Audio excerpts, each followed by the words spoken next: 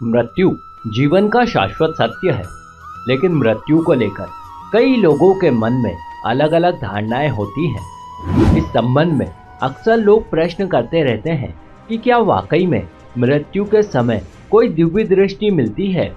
क्या मृत्यु के बाद यमलोक की यात्रा शुरू होती है, या ये सब कुछ महज एक भ्रम है? और अगर होती है तो आखिर मृत्यु के कितने दिनों के बाद आत्मा यमलोक पहुंचती है, इत्यादि। लेकिन प्राचीन काल में ये सारे प्रश्न श्री हरि विष्णु से उनके वाहन गरुड़ जी ने पूछे थे। तत्पश्चात भगवान ने उन्हें गरुड़ पुराण के रूप में इन सब प्रश्नों के उत्तर विस्तार पूर्वक ढंग से प्रस्तुत किए थे। इसमें उन्होंने बताया था कि किस प्रकार से भिन्न भिन्न जीव आत्मा को भिन्न भिन्न मार्ग से होकर गुजरना पड़ता है। फिर उन्हें धर्मराज के समक्ष जाकर स्वयं के द्वारा किए गए पाप अथवा पुण्यों के आधार पर अपने आगे के सफर को पूरा करना होता है। तो चलिए मित्रों, एक बार विस्तार से प्रकाश डालते हैं इस अद्भुत ग्रंथ पर। नमस्कार और एक बार फिर स्वागत है आप सभी का आपके अपने वीडियो कलश यूट्यूब चैनल पर।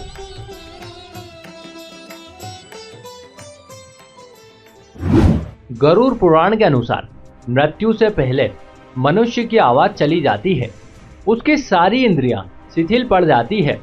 जब अंतिम समय आता है तो परमात्मा के द्वारा उसे दिव्य दृष्टि मिलती है, जिसके बाद वो सारे संसार को एक रूप में देखने लगता है। अब उसके मन के सारे विकार नष्ट होने लगते हैं। इस पुराण में बताया गया है कि मृत्यु के समय दो यमदूत आते हैं, जो स्वरूप से अति भयंकर प्रतीत होते हैं। वे मरने वाले के साथ वैसा ही बर्ताव करते हैं जैसा अब तक उसने अन्य प्राणियों के साथ किया था। यदि मरने वाला प्राणी सज्जन है तो वह आसानी से अपने प्राण त्याग देता है, परंतु यदि वो पापी है तो यमदूतों के भय से ग्रस्त होकर हाहा की आवाजें निकालते हुए कष्ट से शरीर को त्यागता है। तत्पश्चात यमदूत उसके गले में पाश बांधकर उसे यमलोक की ओर ले जाते हैं। वो डरता डरता आगे बढ़ता है। मृत्यु का रास्ता अंधेरे और गर्म बालू से भरा होता है। यमलोक पहुंचने पर पापी जीव को यातनाएं दी जाती है। फिर उसे धर्मराज के कहने पर 13 दिनों तक के लिए अपने उत्तर कार्यों की पूर्ति हेतु आकाश मार्ग से घर पर छोड़ दिया जाता है। घर आकर वो जीव आत्मा अपने शरीर में फिर से घुसने का प्रयास करती है, लेकिन यमदूत के पास से मुक्त नहीं हो पाती है। जब तक उस आत्मा के वंशज अर्थात पुत्र आदि उसका पिंडदान नहीं करते हैं, तब तक वो आत्मा भूखी प्यासी रहती है। फिर 10वें दिन किए गए पिंडदान से उक्त आत्मा को चलने की शक्ति मिलती है। इसलिए हिंदू धर्म में पिंडदान करना आवश्यक माना गया है। तत्पश्चात मृत्यु के 13वें दिन यमदूत उसे फिर से पकड़ लेते हैं।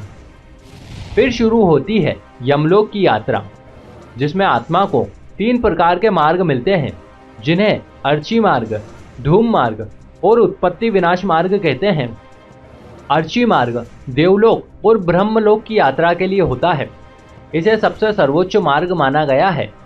वहीं धूम मार्ग पितृलोक की यात्रा के लिए होता है और सबसे अंतिम मार्ग उत्पत्ति विनाश मार्ग है, जो कि नर्क की यात्रा के लिए होता है और इसे सबसे खराब माना गया है। इसमें मृत आत्मा को वैतरणी नदी को पार करना पड़ता है, जिसे पार करने में उसे पूरे 47 दिनों का समय लगता है और 47 दिनों का ये सफर बहुत ही कष्टदायक होता है। इस तरह भूख प्यास से बेचैन आत्मा यमलोक पहुंचती है।